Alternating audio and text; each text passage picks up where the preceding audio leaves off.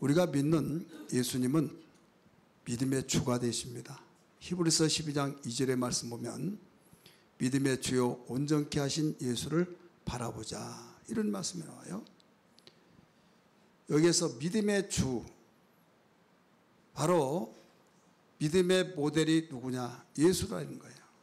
근데 그 예수님이 우리의 믿음의 주인인데 온전하게 하신 분이기 때문에 바라봐야 된다.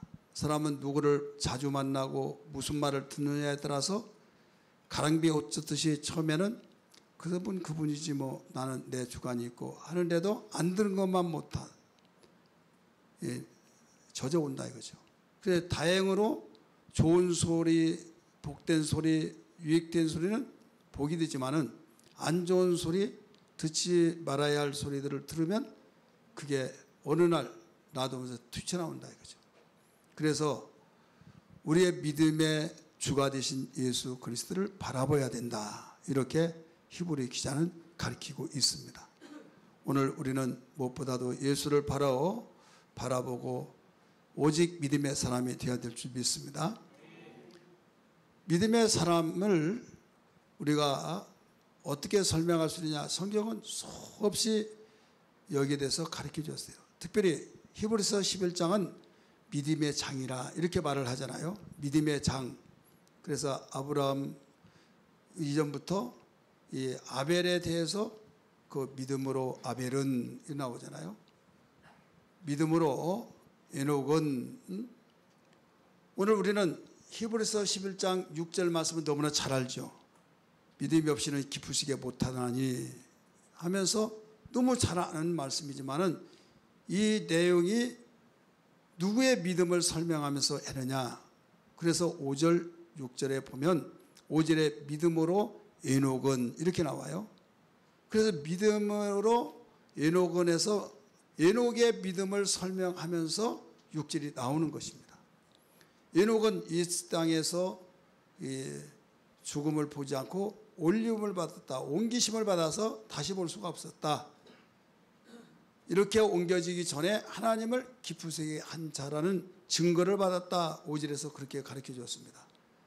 구약에서 죽음을 보지 않고 하늘로 올라간 두 사람이 있는데 하나는 에녹이요, 하나는 엘리야죠. 신약까지 보면 예수님, 그래서 예수 그리스도가 하늘로 올라가신다는 사실을 예표로 가르쳐 주고 있는 겁니다. 그런데 분명히 하늘로 올라가기 전에 하나님을 기쁘시게 하는 자라고 증거를 보여줬다는 거예요. 그래서 수많은 히브리 기자는 구약의 믿음의 사람들이 많이 있지만은 한 사람 한 사람 그 사람의 이름을 대면서 믿음으로 에녹은, 믿음으로 아벨은, 믿음으로 아브라함은 하면서 설명을 하고 있어요. 그래서 이 믿음에 대한 어떤 사람이 오직 믿음의 사람이 되냐, 이 많은 것을 다 설명할 수 없지만은 본문 안에서 우리 비춰보면 온전한 믿음의 사람은 오직 그 믿음의 사람이다. 오직이란 단어는요, 절대적이다 이거죠. 이것밖에 없다 이거죠. 다른 일로서 그 믿음의 사람이 되어서는 인정받을 수 없다. 이 일만은 반드시 믿음의 사람을 인정받을 수 있다 이거죠. 그렇다면 지금 이 믿음의 사람이 다 되기를 갈망하잖아요. 물론 어느 사람은 나 믿음이라는 건 나 관심 없고 나는 내 나름대로 방식이 있어서 교회 다닌 것이 내가 꼭 믿음이 이렇쿵 저렇쿵 나 그거 신경 쓰지 않는다, 이런 사람이 있었어요. 저는 그 말을 듣을 때 참 서글펐습니다. 왜 그런가 하면 목사는 하나님이 기뻐하시고 하나님이 원하신 믿음의 사람들에게서 설교하고 가르치고, 그런데 그런 거 신경 쓰지 않는다 이거죠. 뭐 구원이고 뭐고 그런 거 다 신경 쓰지 않고 자기 부인이 나오니까 그냥 나가주는 것이다 이거예요. 여러분, 이런 사람도 10년 되고 20년 되고 30년 되고 갈 때 집사님도 되고 권사님도 되고, 그러면 만약에 이게 오직 믿음의 사람이 되었을까요? 될 수 없는 거죠. 사람은 외모를 보기 때문에 출석 잘하고 성대 의무를 다하면 이 사람 믿음이 있어 하고 추천해서 임명하고 하지만은 하나님은 바로 중심을 보시는 거예요. 하나님이 보실 때 믿음의 사람인가를 봐야 된다 이거죠. 여러분, 신앙이라고 하는 것이 왜 어렵냐? 외형적으로 포장을 잘하는 사람이 있어요. 그러나 아무리 포장을 잘하더라도 내실이 되어지지 않으면 하나님이 인정하지 않는다 이거죠. 아무리 구설수에 오르고 이러쿵저러쿵 한다 할지라도 하나님 볼 때 내 사랑하는 아들, 내 사랑하는 기판의 자라고 하면서 하나님이 인정하시면 그 사람은 오직 믿음의 사람이 된 것입니다. 그래서 누구의 눈높이를 보고 우리가 설정하였느냐면 이 땅에 보내심을 받고 오신 예수 그리스도, 그분은 하나님에 대한 믿음 가운데 우리에게 보여주셨기 때문에 믿음의 주요 온전케 하신 예수를 바라보자, 이렇게 가르쳐 준 거예요. 우리 애국왕교회 소속하는 모든 성도들, 이 설교를 듣고 있는 우리 모든 성도들은 어떤 일이 있더라도 오직 믿음의 사람이 되기를 주의 이름으로 축복합니다. 만약에 하나님께서 보실 때 믿음의 사람이 되지 아니했다고 한다면 버림받을 수밖에 없는 거예요.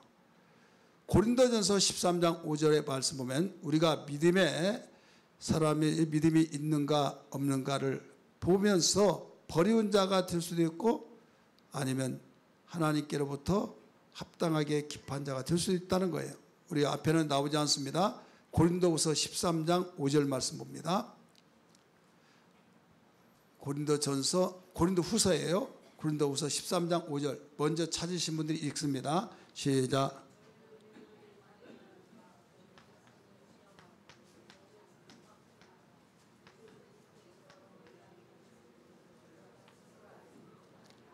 아멘. 너희는 믿음 안에 있는가 너희 자신을 시험하고 너희 자신을 확증하라. 예수 그리스도께서 너희 안에 계신 줄 너희가 스스로 알지 못하느냐? 그렇지 않으면 너희는 버림받는 자 아니라, 이렇게 나오죠. 그래, 믿음의 주체가 누구예요? 예수죠. 믿음의 주요 온전케 하신 예수를 바라보자. 그분을 마음속에 모셔서 내 안에 예수님이 계신가 안 계신가를 점검해 봐라. 만약에 아무리 오랫동안 신앙생활 했더라도 믿음의 주 되신 그분이 없으면 너희들은 버림받는 자다 이거예요. 여러분, 예수 믿고 버림받으면 그보다 더 불행한 것이 어디 있어요? 그렇지 않습니까? 그냥 교회 열심히 다니라, 열심히 다니는데 믿음도 모르고 믿음 내 방식대로 내가 믿는 것이 믿음이지, 이런 말을 하면서 나 믿어 이렇게 말할 때 지금 우리는 하나님의 믿음을 우리가 갖는 거예요. 여러분, 상대방하고 대화를 할 때 그러냐고 정말 그러시냐고 하면서 믿어요. 믿는데 내 자신이 믿는 것은 믿고 상대방이 말한 걸 믿지 않는다면 상대방에 대한 걸 믿지 않고 불신한다는 거예요. 지금 우리는 하나님과의 관계 속에서 믿음이라는 것은 하나님의 믿음을 우리가 갖는 거예요. 따라서 하나님의 믿음을 우리가 갖는 것이다. 그래서 어려운 거예요. 그러나 어렵기 때문에 하나님의 영을 우리에게 주셔서, 성령을 주셔서 누구든지 믿게끔 해 주셨습니다. 그러면 사람이 자기 눈높이에서 서로 맞는 사람들은 잘 통하잖아요. 무슨 말을 하더라도 다 통해서 이러쿵저러쿵 할 이유가 없어요. 왜? 그래서 어떤 지방에서 풍습이 있어서 지방 색에 의해서 잘 통하는 사람이 있고, 어떤 나이 세대 계층 또 어떤 환경에 의해서 다 통하다 보니까 대화가 통해서 나하고 통해 해서 서로 가까이 하는 사람들이 있잖아요. 그렇다면 우리가 믿음 생활하면서 하나님이 그렇게 원하신 믿음의 사람이 되기를 원하신데, 믿음을 내 입장에서 맞춰서 상대방을 보면요, 우리는 하나님이 원하신 것이 아니라 상대방을 믿어주는 거죠. 나는 안 그런 것 같지만은 상대방이 말할 때 이런 것도 있네 하면서 받아들일 때, 서로 존중할 때 이것이 바로 서로 신뢰를 갖고 믿어준 거죠. 그러면 우리의 믿음의 주가 누구시라고 했어요? 예수. 그래서 너희 안에, 너희 믿음이 예수가 내 안에 있으면 너희들은 진짜 믿음이지만은 예수 그리스도가 없으면 버려진 자다 이거예요. 구원에 대한 확신을 점검해봐라 이거예요. 다행으로 육체가 있을 동안에는 점검해서 내가 다시 믿음을 갖게 할 수 있는 기회가 있지만은 육체가 떠나버리면 기회가 없습니다. 그래서 우리 하나님께서는 오늘 이 오직 믿음의 사람이 되려고 하면 먼저 필요성을 알아야 된다. 필요성. 여러분 어떤 일이든지 내가 필요해야만 관심 있고 내가 필요해야만 이 사람 저 사람 누가 뭐라고 하고 너 정신 차려 너 왜 그래 저래 하더라도요 내가 필요하면요 그것 관계없이 끝까지 거기에 접근합니다. 여러분 자녀가 말을 듣지 할 때 너는 왜 이렇게 속을 썩이냐 엄마는 알지 못해서 그래 나는 반드시 할 거야 못 말려요. 왜? 틀렸든 맞았든 그 당시 자기가 그런 말을 듣고 나는 이걸 해내겠어 너무 중요해 중요하다는 걸 알면 바로 접근이 되어지죠. 여러분 자녀들이 공부 못하고 공부를 안 하고 하는 이유는 뭔지 아세요? 여러 가지 이유가 있어요. 그러나 공부해야 할 필요성을 못 느끼면 공부 절대 안 합니다. 머리가 나빠서 뭐 좋아서 그걸 떠나서 일단 필요성을 느껴요. 공부해야 할 필요성, 신앙생활 해야 할 필요성, 믿음에 대한 중요성을 우리는 알아야 된다 이거죠. 이 가운데 우리 모든 성도들 믿음에 대한 필요성을 바로 알기를 주의 이름으로 축원합니다. 믿음에 대한 필요성을 알지 못하면 믿음이 안 들어간다니까요. 들려지질 않아요. 따분하고 그 시간에 있어준 것만으로도 아주 좀 있으시고 너무 힘들어서 한숨을 푹푹 쉬면서 언제 끝나나 이렇게 느껴져요. 그러나 필요성을 느끼면 시간 간 줄 몰라요. 여러분 하나님이 나의 중심을 보시고 지금 내가 필요성을 가지고 있는지 없는지를 진단하면서 필요성이 없다고 한다면 필요성을 가져야 될 줄 믿습니다. 왜? 이것 먼저 마음의 문이 열려요. 그렇다면 필요성이 뭐냐? 오늘 본문 안에서 보면요. 하나님과의 관계예요. 관계성. 이 관계가 되어지면 바로 여기에서 우리는 관계가 맺혀지기 전까지가 접근하기가 힘들어요. 그런데 관계만 맺혀지면 이제부터 서서히 문이 열려지기 시작한 거예요. 필요성을 이렇게 말씀을 드렸습니다마는 오늘 본문에서 히브리 기자는 에녹의 믿음에서 이 필요성은 뭘로서 이루어지냐면 이 기쁨, 하나님을 바로 기쁘게 하는 거예요. 11장 6절 한번 볼까요? 5절 6절 5절에서 한번 6절에서 한번 일이 나와요. 믿음으로 에녹은 죽음을 보지 않고 옮겨졌으니 하나님이 그를 옮기심으로 다시 보이지 아니하니라. 그를 옮기기 전에 뭐라고 그랬어요? 하나님을 기쁘시게 하는 자라 하는 증거를 받았느니라. 하나님을 기쁘시게 하는 자라고 증거를 받았다 이거죠. 하나님의 기쁨이 되는 자. 6절도 가르쳐주고 있죠. 믿음이 없이는 하나님을 기쁘시게 하지 못하나니 하나님을 기쁘시게 하는 자. 여기서부터 관계가 시작됩니다. 여러분 우리는 신앙생활 하면서 1년 가고 10년 가고 20년 가고 그 이상으로 가더라도 하나님에 대한 기쁨이 되지 못하고 하나님의 기쁨은요 마음을 터놓고 하나가 될 때 서로 기쁨이 상호작용이 되는 거예요. 사람이 내가 그를 좋아한다 사랑한다 하는데 나는 사인을 주더라도 상대는 그냥 모른 척하고 어떤 관심 없어요. 그러면 지치겠어요 안 지치겠어요? 지치는 거예요. 끝나는 거예요 그냥.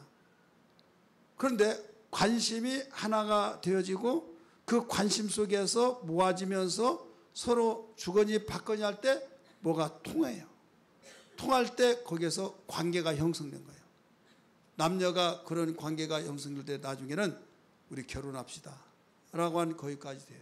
그래서 결혼한 사람들. 그런데 관계성도 없죠. 뭔가 아무 생각도 없고 그런데 부모가 결혼하라 하니까 그냥 순종하기 때문에 하다가 보니까 나는 뭐 때문에 결혼했는가 모르겠다. 이런 사람도 없잖아 있다 이거죠. 한 가지 중요한 것은 인격적인 존재이기 때문에 하나님께서 내가 너를 사랑한다. 내가 사랑하기 때문에 내 독생자 예수를 너에게 보냈다. 그를 믿으라 이거예요.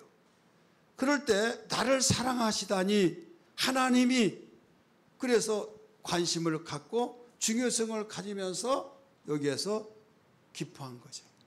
여러분 나를 사랑한다고 했을 때 여러분 기뻐하지 않을 사람 누가 있어요? 그런데 나는 싫은데 사랑한다고 하면 징글맞다. 그런데 나도 사랑하는데 그분이 더 먼저 사랑한다고 하니까 여기에서 마음의 문이 열리는 거예요. 믿음은요, 마음의 문이 열리지 않으면 절대 믿음이 형성될 수가 없어요. 그래서 로마서 10장 17절의 말씀이니까 믿음이 없이는 기쁘시게 하지 못하나니, 이 말씀이 이제는 들음에서 난다고 말씀하잖아요.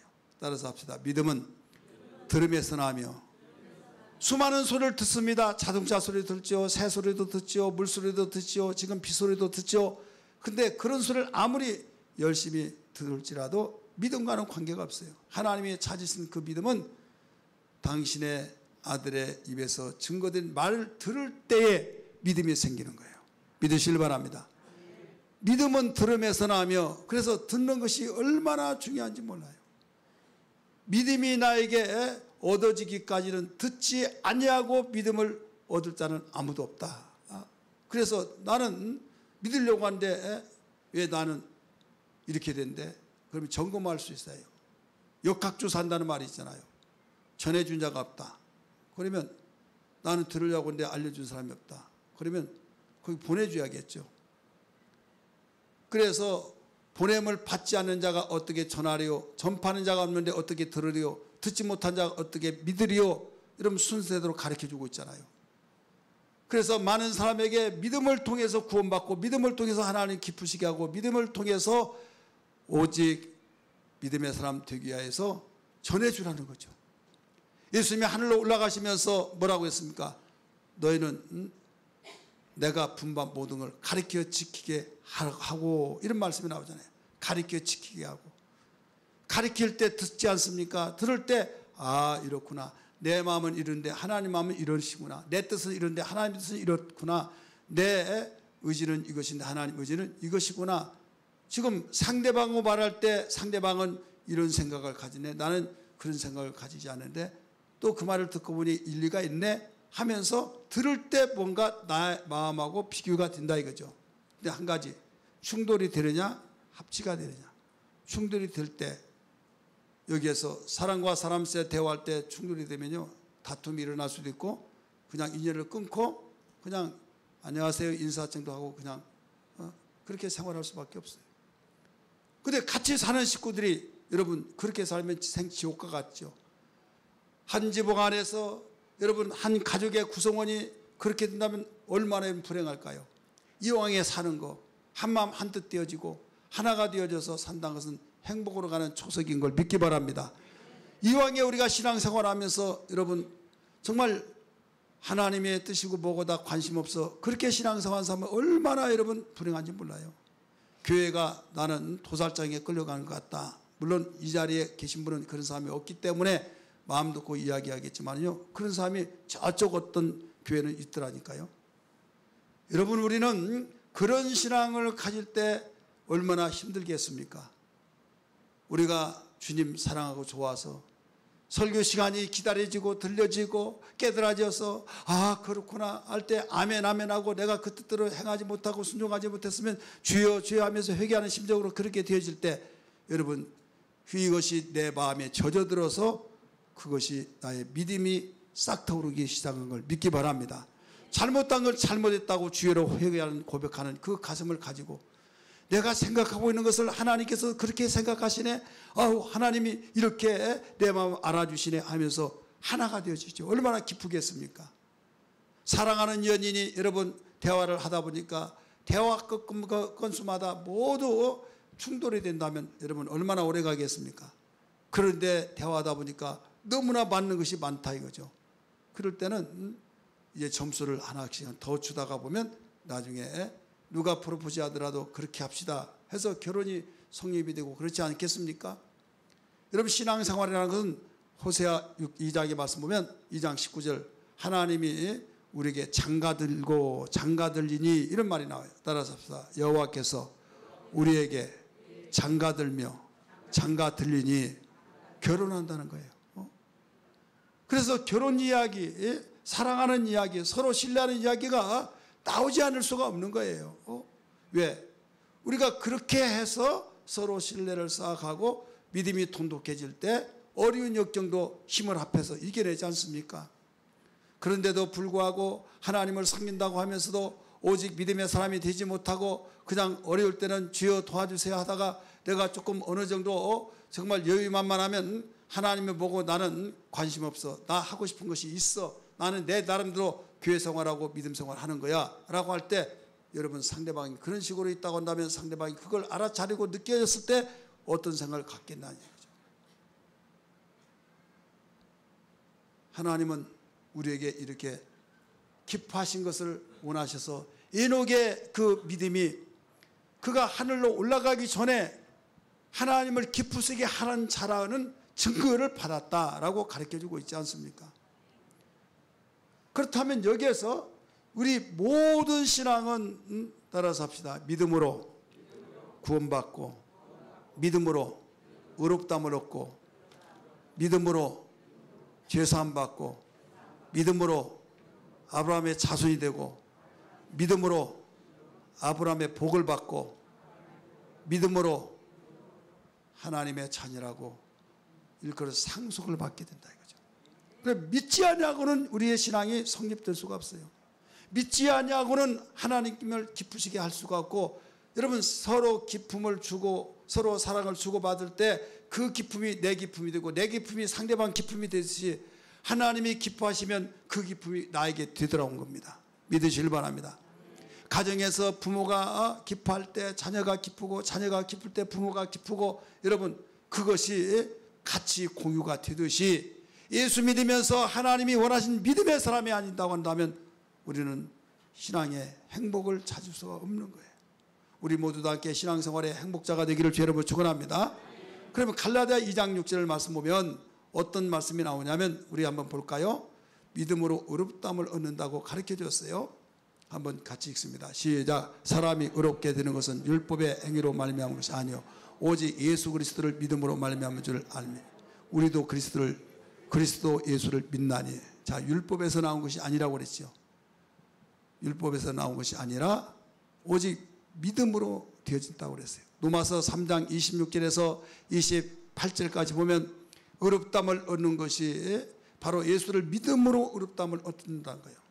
어떻게 그럴 수 있느냐? 그럴 수가 없어. 어떻게 그럴 수 있어? 그럴까 봐 이건 믿음의 법이라는 거예요. 법적으로 바로 보호를 받고, 그래서 하나님께 인정을 받았노라 이렇게 나오는데 같이 읽을까요? 26절 시작. 곧 이때 자기 의로우심을 나타내사 자기도 의로우시며 또한 예수 믿는 자를 의롭다 하려 하심이라.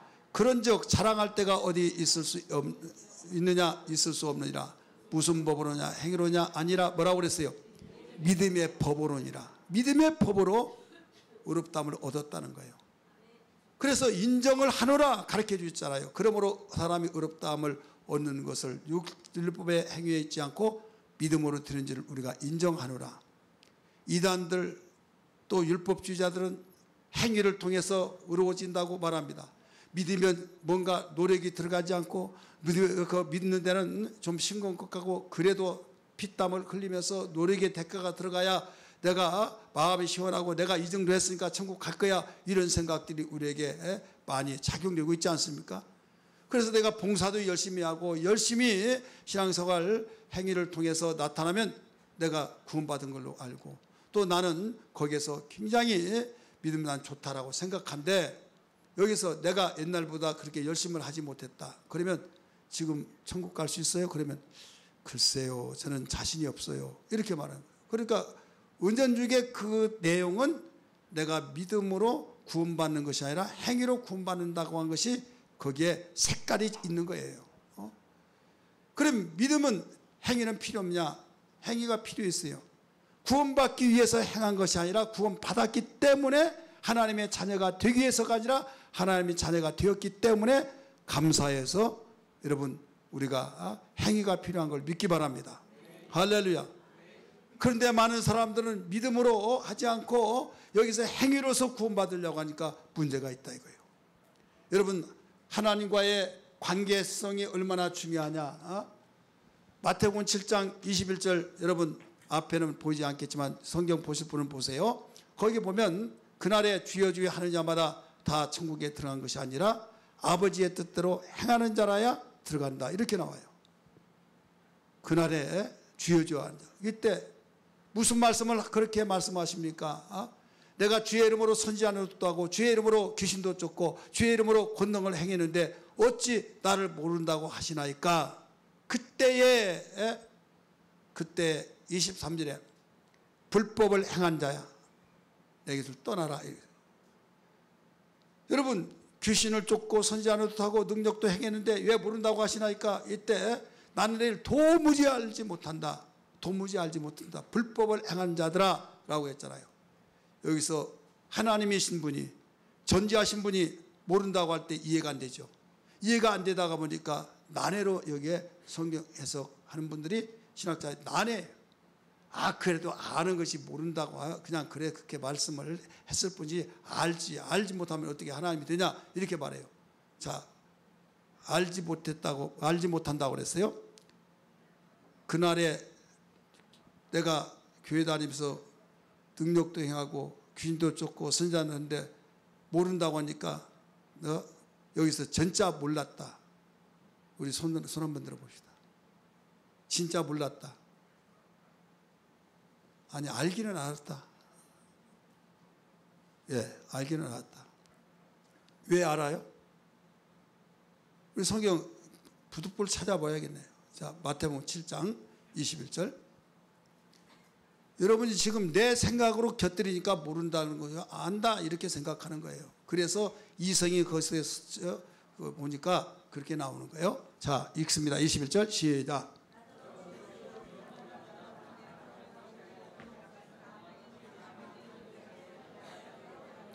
(22절)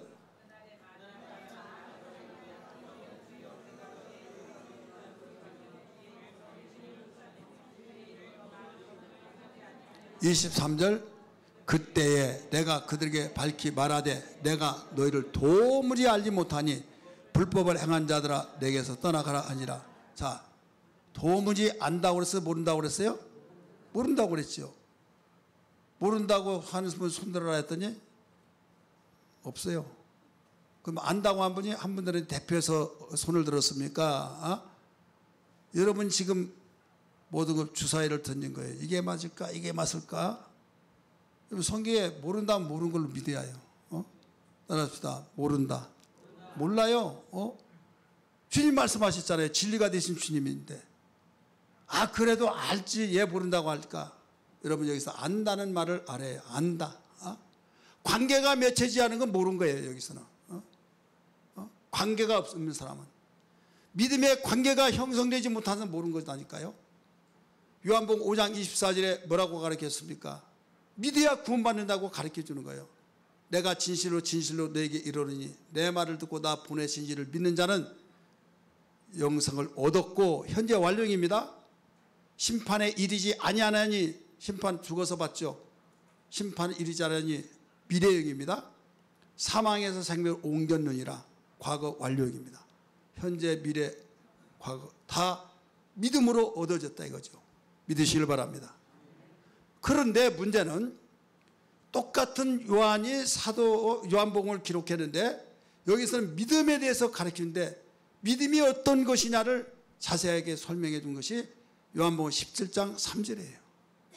요한복음 17장 3절 거기에 이렇게 나옵니다. 영생은 참 유일하신 하나님과 그의 아들 예수 그리스도를 아는 것이라 이렇게 나와요. 지금 요한복음 5장 24절에 믿어야 영생을 얻는다. 현재도 영생, 과거도 미래도 다 영생을 얻어버렸다 이거예요. 그런데 요한복음 17장에서 똑같은 요한이 말하기를 영생은 참 유일하신 하나님과 그가 보내신 예수 그리스도를 아는 것이라. 안다. 나는 내일 도무지 알지 못한다. 아까 그랬잖아요. 안다는 것은 무슨 말이냐면 결혼했다, 경험했다, 그 사실을 부인하지 못한다 이거예요. 그냥 얼굴 보고 나 저 사람 알아 이것은 히브리 이 문화 속에서는 통하지 않습니다. 그들이 아는 것은 결혼했다는 거예요. 경험을 했다는 거예요. 결혼해서 영원히 부인할 수 없는. 당신 결혼했냐 그러면 잠깐만요 했나 안 했나 모르겠네요. 여러분 그런 사람 있어요? 결혼했냐고 그러면 결혼 안 했죠. 그랬더니 왜 내가 결혼을 안 했냐고 결혼했다고. 그럼 결혼 안 했다는 것은 했는데 안 했다고 하는 사람이 안 했다고 믿는 것이 더 쉬워요? 안 했다고 했다고 하는 것이 더 쉬워요? 결혼을 했을 때 안 했다고 하는 것이 어려운 거예요. 결혼한 것은 했다고 너무 쉬운 거예요. 그래서 내 안에 예수님이 내 안에 계시다고 하는 사실을 믿지 않는 것이 더 어려운 거예요. 예수님이 우리의 구세주인 걸 믿기 바랍니다.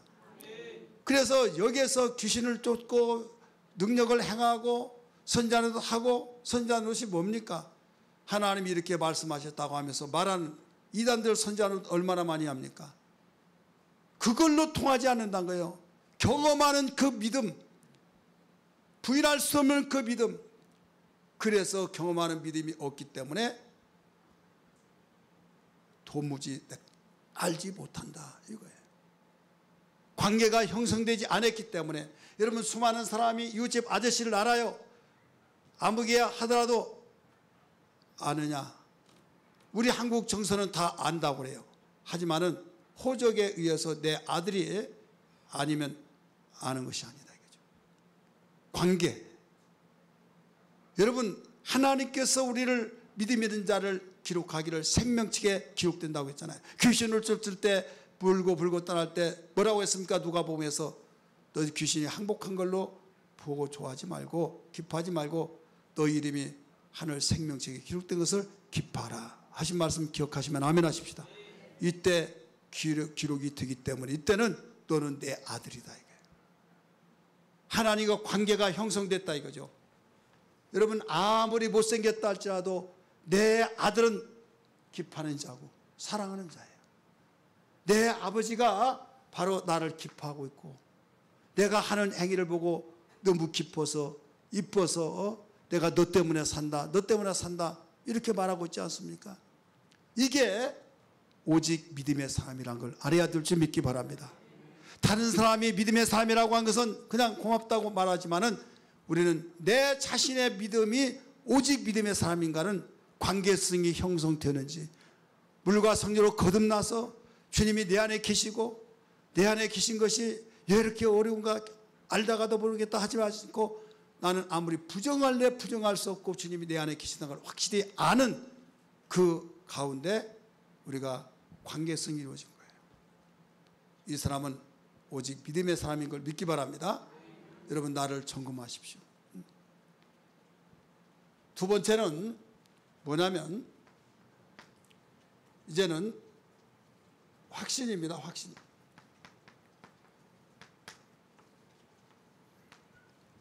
확신인데 6절 한번 볼까요? 같이 읽습니다. 시작. 믿음이 없이는 하나님을 기쁘시게 하지 못하나니 하나님께 나아간 자는 반드시 그가 계신 것과 아멘. 거기까지만 봅니다. 이 6장 그 11장 6절은 오직 믿음의 사람 세 가지를 가리키고 있어요. 하나는 하나님을 기쁘시게 하는 자, 하나는 하나님의 존재를 인정하는 자, 그가 살아계신 것과 이렇게 나오잖아요. 살아계신 것. 살아계신데 존재에 대해서 확신을 가져요. 확신. 내가 믿는 하나님은 살아계시다. 존재에 대한 확신을 갖는 사람과 확신 가지지 않고 신앙생활하는 사람은 하늘과 땅 차이예요. 하나님이 전능하시죠. 전지하시죠. 무소부지하시죠. 나를 돕는 자시죠. 방패가 되시죠. 피난처가 되시죠. 근데 그분이 없어요. 그러면 내가 어떻게 의지하겠습니까? 여호와는 나의 의지시라 그랬잖아요. 일단 살아계셔야 된다 이거죠. 우리 아버지 어머니가 어마어마한 부자가 되고 정말 말 한마디면 벌벌벌 떨면서 굽실굽실 엎드렸다. 근데 돌아가셨어요. 그러니까 그때부터는 엎드리는 사람이 있겠어요? 없는 거예요.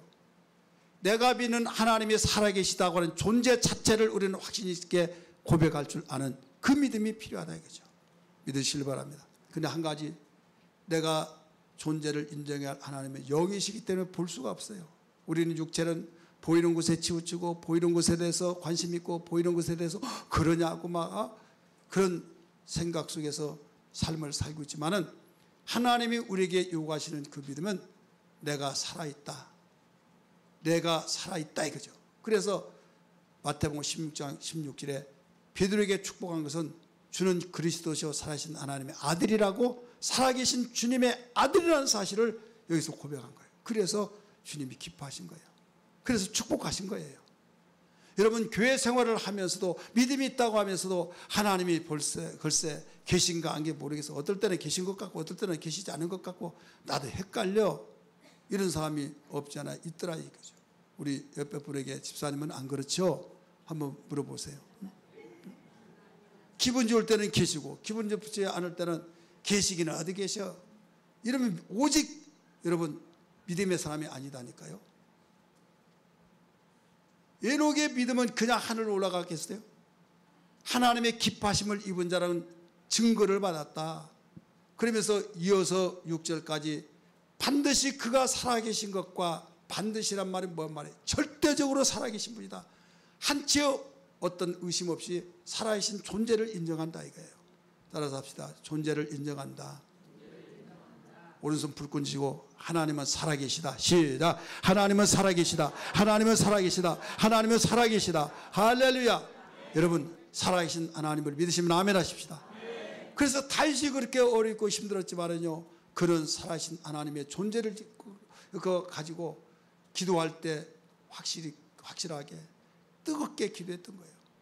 시편 42편 2절에 한번 볼까요? 거기에 뭐라고 하냐면 쫓기고 힘들고 절망차절했을 때 내 영혼이 하나님 곧 살아계시는 하나님을 갈망하나니 내가 어느 때 나아가서 하나님 얼굴을 배울까? 살아계시니까 어느 때 하나님 얼굴을 배웁습니까?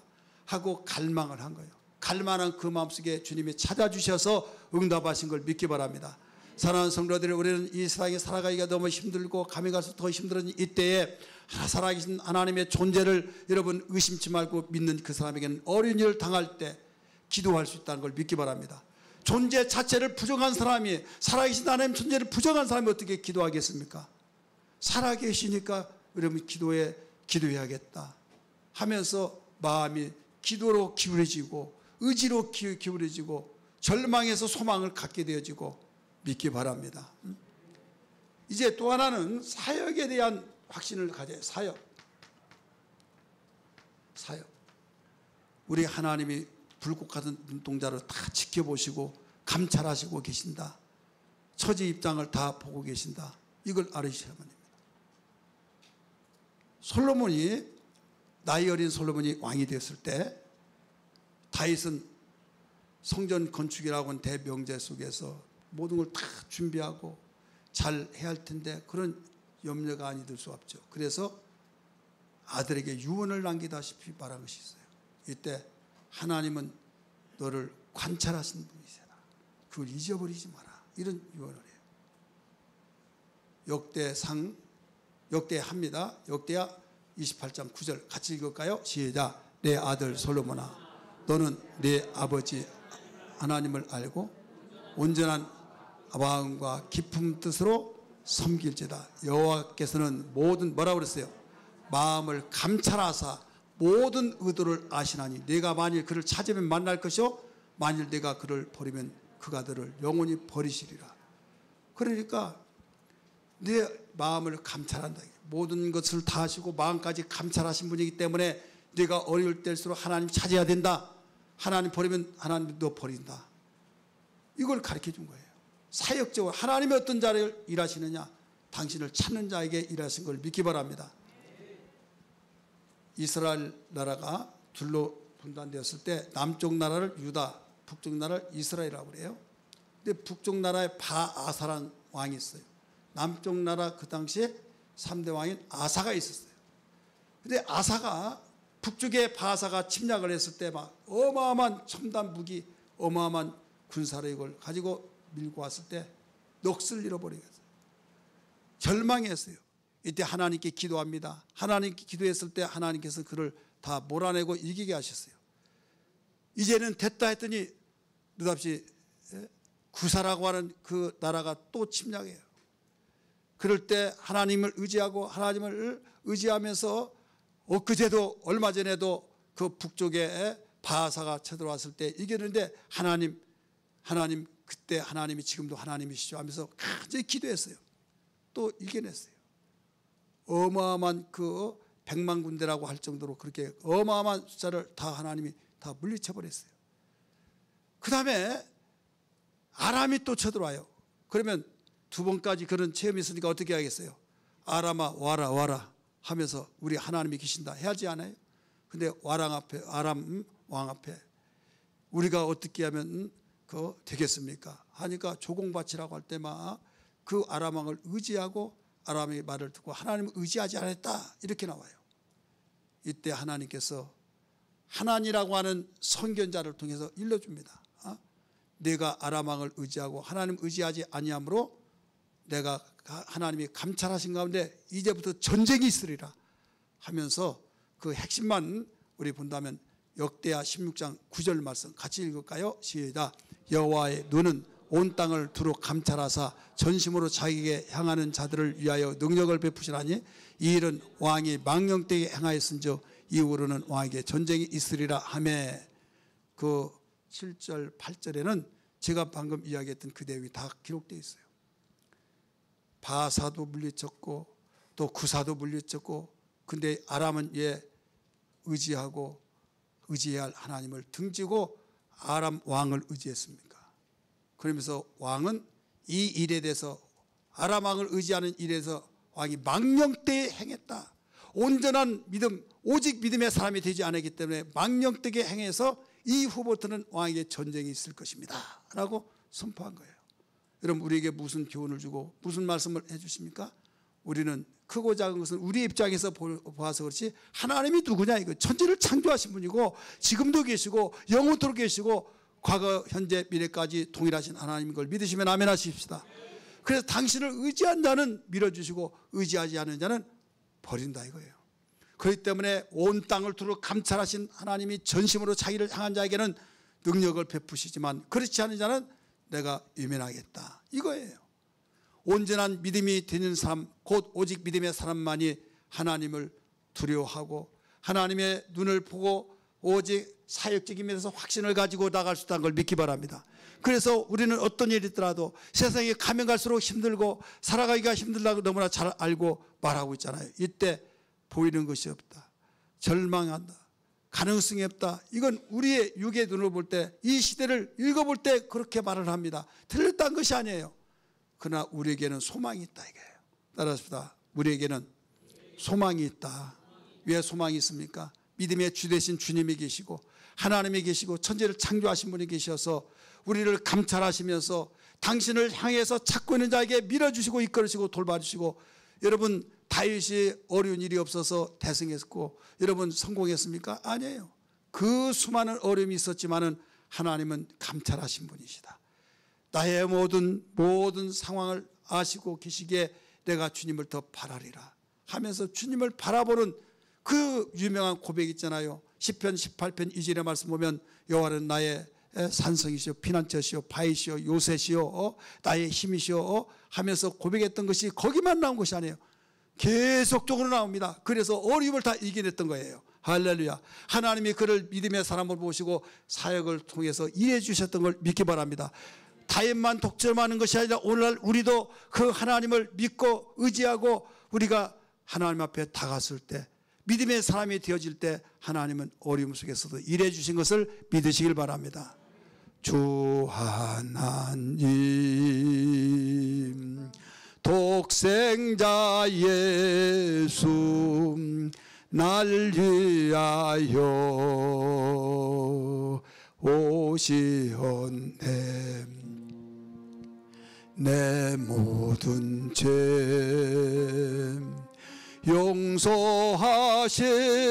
용서하시고 죽음에서 부활하신 나의 구세주. 우리 손들고 부를까요? 살아계신 주 참된 안된 소망 걱정 근심 전혀 없네. 사랑의 주내 갈 길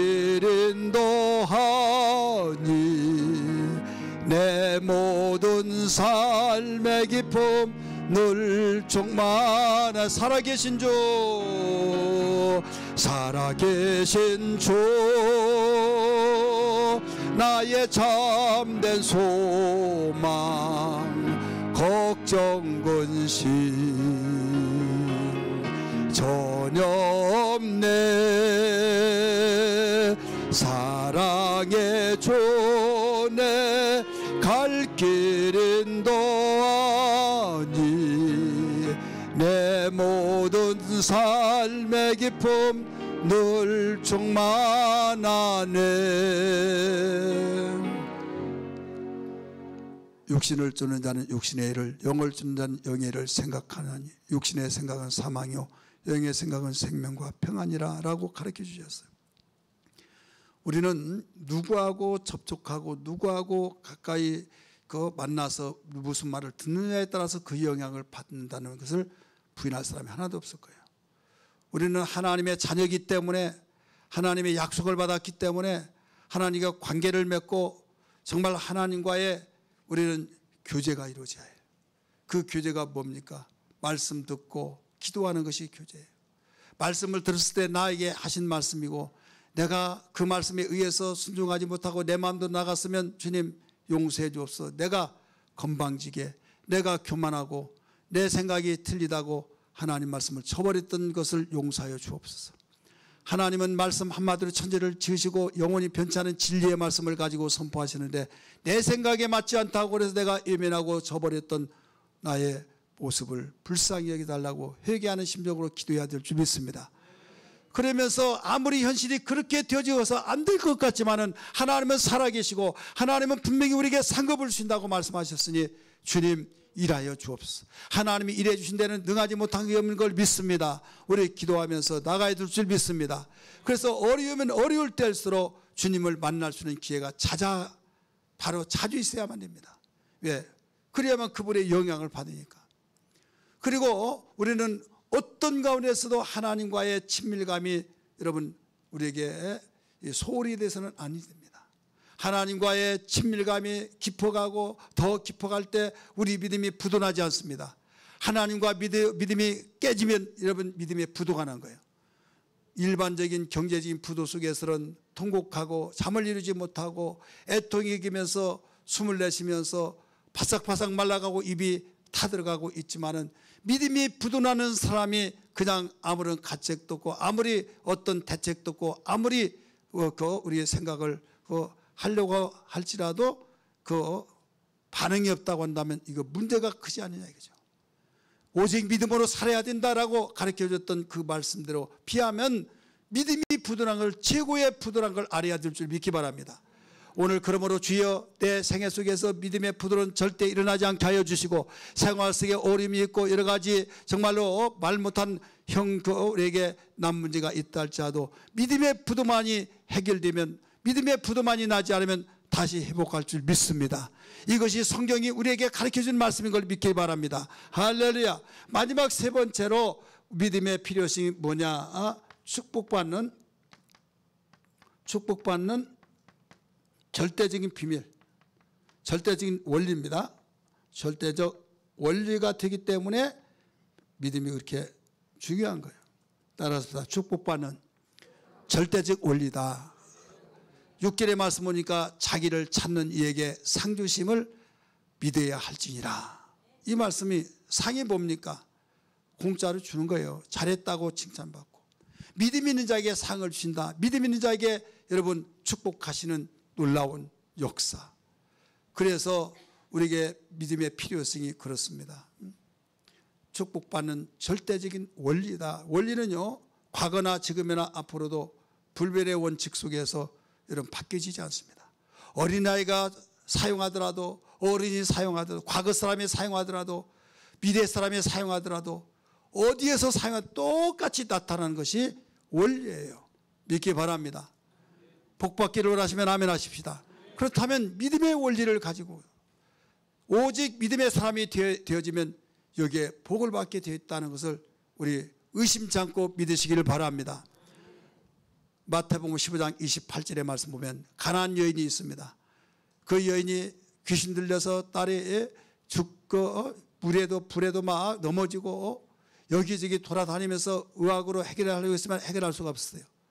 예수님을 부르셨습니다. 예수님이 말씀하시기를 들은 척만 척합니다. 선생님 제발 좀 저 여인을 뭐라고 한마디 해주시고 보내지요. 시끄러워서 못 견디겠습니다. 이런 말을 해요. 예수님이 이런 말씀하셔요. 자녀의 떡을 빼앗아서 개에게 던져주는 것이 합당하냐?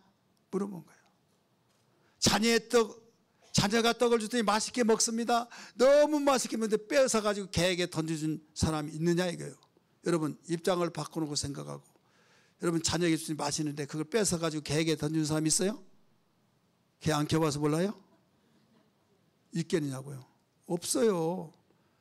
그래 예수님이 그런 말을 하니까 기분이 나쁘겠어요? 안 나쁘겠어요? 자기를 개 취급을 하고 개로 비유해서 말하니까 얼마나 기분이 나쁘겠습니까? 이때 복받을 사람은 겸손해요. 예, 겸손한 은혜 주신다고 그랬잖아요. 따라서 합시다. 옳습니다. 주님이 하신 말씀이 옳다는 거예요. 어떤 누가 개에게 그 자녀가 맛있게 먹는 떡을 개 뺏어서 개에게 던진 사람이 있겠습니까? 옳습니다 이거예요. 그러나 단서가 붙어요. 그러나 자녀가 먹다가 먹지 않고 부스러기 그건 개에게 주지 않습니까? 이때 주님 뿅 가버린 거예요. 여자여 네 믿음이 크도다 네 소원대로 되리라 하신 그때로부터 그의 딸이 나으니라. 무엇을 통해서 그렇게 나섰어요? 의학에 해결할 수 없는 게 나섰어요? 믿음. 이 원리는 이 여인에게만 해당된 것이 아니라 오늘 저와 여러분에게도 다음 세대 사람들도 다 동일한 원리가 된 걸 믿기 바랍니다.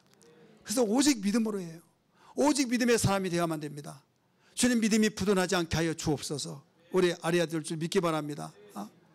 그래서 우리는 어떤 일이 있더라도 정말 이 믿음이 얼마나 중요하길래 우리 주님이 여러분 누가복음 18장 8절 말씀 보면 이런 말씀을 하세요. 낭망치 않고 실망치 않게 해서 비유로 가르쳐 말씀하시는데 느닷없이 말씀을 쭉 하시다가 8절에 이런 말씀을 하세요. 인자가 올 때 세상에서 믿음을 보이겠느냐? 세상에서 믿음을 보겠느냐 이거예요. 주님이 땅에 오실 때 세상에서 끝날 때 믿음을 볼 수 있겠느냐 이거예요. 이건 무슨 말씀입니까? 믿음이 이렇게 중요하다. 믿음은 어떤 한시적으로가 아니라 영원토록 중요하기 때문에 항시 믿음을 바로 부도내지 말고 지속을 잘 시켜라 이거예요. 믿으시기 바랍니다. 이렇게 믿음이 중요하건만 주님은 그래서 그렇게 믿음을 위해서 말씀을 하셨는데 많은 사람들이 믿음에 대한 너무 무관심해요. 내가 틀리면 듣고 내가 맞으면 맞고 이런 식으로 그러면서 누가 하면 나 믿음이 있어 나 믿음이 있어 이렇게 말할 때 하나님의 중심 보실 때 너는 믿음에 부도났다 말씀하신다면 어떻게 하겠습니까? 주님 내가 아닌 주님이 보실 때 내 믿음이 크도다 하는 그 말씀을 듣게 하여 주옵소서. 이런 신앙 되기를 주님으로 축복합니다. 베드로가 믿음이 부도나다 보니까 혼장담했던 예수님을 부인하고 저주하고 맹세하면서 도망가 버렸잖아요. 믿음이 부도나니까요 담대했던 사람이 조그마한 소녀 게지바의 말을 쓰고 무서워서 벌벌 떨면서 자리를 옮겼는데 거기서 똑같이 말하는 거예요. 그래서 결국 부인했어요. 그냥 부인이 아니에요. 맹세하고 저주하면서까지 부인했다고 그랬어요. 자, 베드로도 그랬는데 우리가 언젠가는 강하고 담대하고 주여 이 목숨까지 바치겠습니다 했던 내 자신이 어느 날부터 무서워하고 어느 날은 정말로 가슴 졸고 아이고 하나님이 보고 뭐 정말 계신다면 내가 이렇게 어려움을 놓아두시겠느냐. 하나님 존재조차도 완전히 흔들거리고 하나님이 사역하신 것조차도 그래야만 밑바닥까지 믿음이 부도나 버린 거예요. 그래서 베드로에게 말씀하시기를 뭐라고 하냐면 시몬아 시몬아 내가 사단이 밀을 까불듯이 지금 까불고 있다. 기질을 하고 있다 이거죠. 그러면서 내가 믿음을 돌이킨 후에 강하고 담대하게 하는 일을 그대로 해야 된다. 이렇게 일러주셨어요.